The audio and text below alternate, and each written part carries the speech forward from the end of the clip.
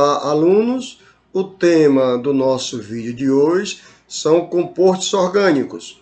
As substâncias orgânicas são formadas por grandes e complexas moléculas que contêm átomo dos elementos carbono e hidrogênio. Muitas moléculas orgânicas são produzidas em laboratório.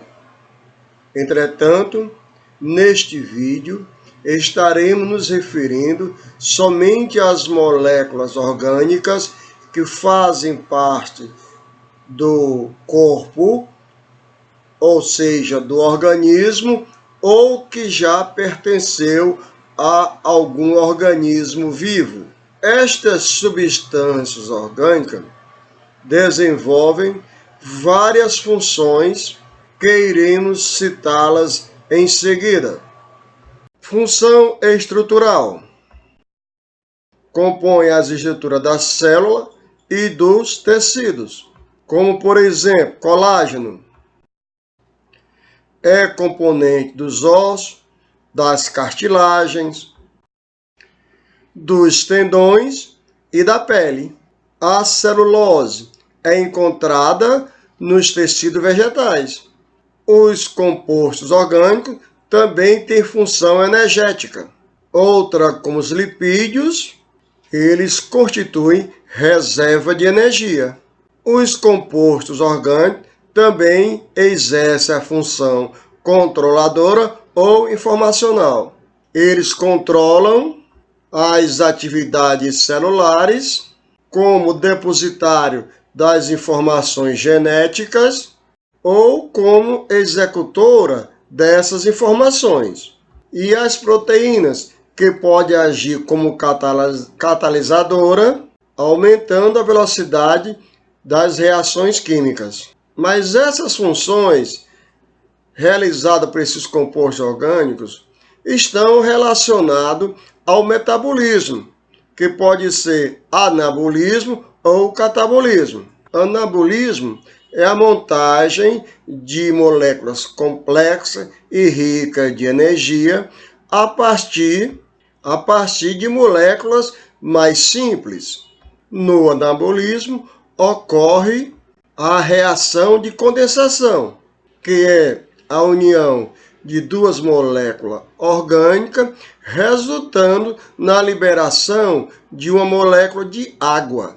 Já o catabolismo consiste na degradação de moléculas complexas, com liberação de energia e produção de moléculas menores. O fracionamento de moléculas orgânicas se dá pela adição de moléculas de água, constituindo-se as reações de hidrólise. Vamos agora apresentar algumas substâncias orgânicas. Iniciamos pelo carboidrato, também chamado de hidratos de carbono ou glicídios. Geralmente são constituídos por carbono, hidrogênio e oxigênio.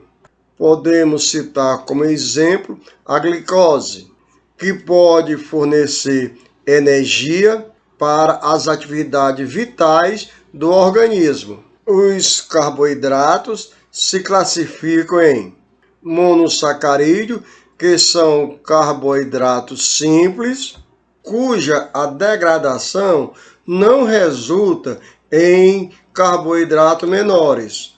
O nome genérico dos monossacarídeos é dado conforme a quantidade de átomos de carbono, que varia de 3 a 7 átomos, e assim, se tiver 3 átomos de carbono, será uma triose. Se tiver 4 átomos, será uma tetrose. Se tiver 5 átomos de carbono, será uma pentose. 6 átomos é uma hexose e 7 átomos será heptose. As hexoses, que é quando o carbono tem 8 átomos, como no caso da lactose, da glicose, da frutose, tem papel predominantemente energético.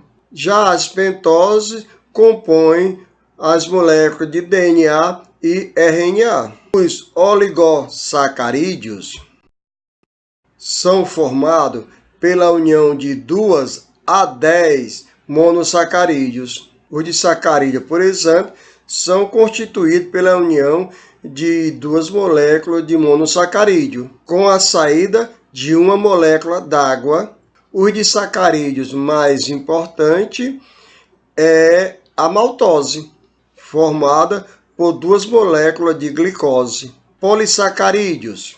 Suas moléculas são muito grandes, geralmente insolúveis em água, formada por centenas ou milhares de monossacarídeos. Os lipídios possuem maior quantidade de ligações químicas rica em energia.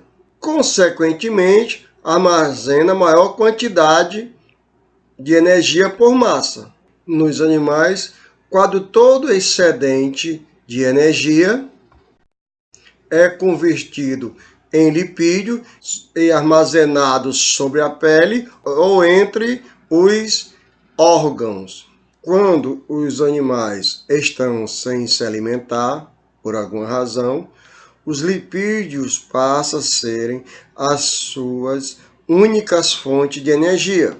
Os seres humanos toleram mal esta dependência exclusiva de lipídios, pois a degradação exclusiva desta substância libera corpos cetônicos, que são tóxicos quando acumulados no organismo. Triacilglicerol, conhecido como óleo ou gorduras, são formados por 3 moléculas de ácidos orgânicos, chamados de ácidos graxos, ligados a uma molécula de glicerol.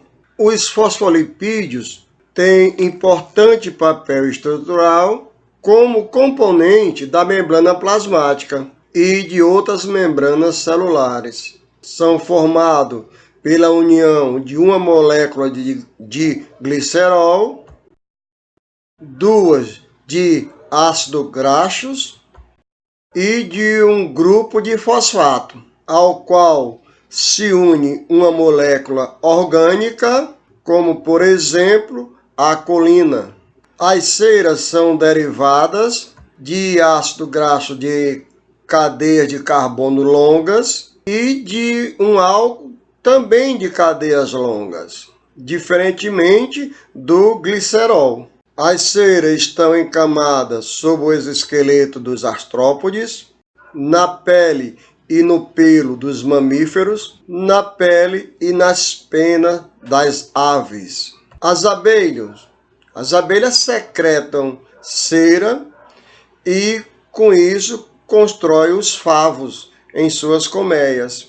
As plantas também têm ceras que recobrem as folhas, por exemplo, para evitar a perda excessiva de água. A carnaúba é uma planta da caatinga e ela é um exemplo, pois em suas folhas existe grande quantidade de ceras, que é exatamente para evitar a perda d'água nos prolongados momentos de seca no Nordeste, ou seja, da falta de chuva. E esta cera é colhida e industrializada, sendo utilizada em diversos produtos, como tinta e cosméticos. Os esteroides são moléculas constituídos de anéis carbônicos interligados entre si. São alguns exemplos: o colesterol, a vitamina D, o hormônio masculino testosterona, entre outros. Bem, alunos, encerramos por aqui e até um próximo vídeo.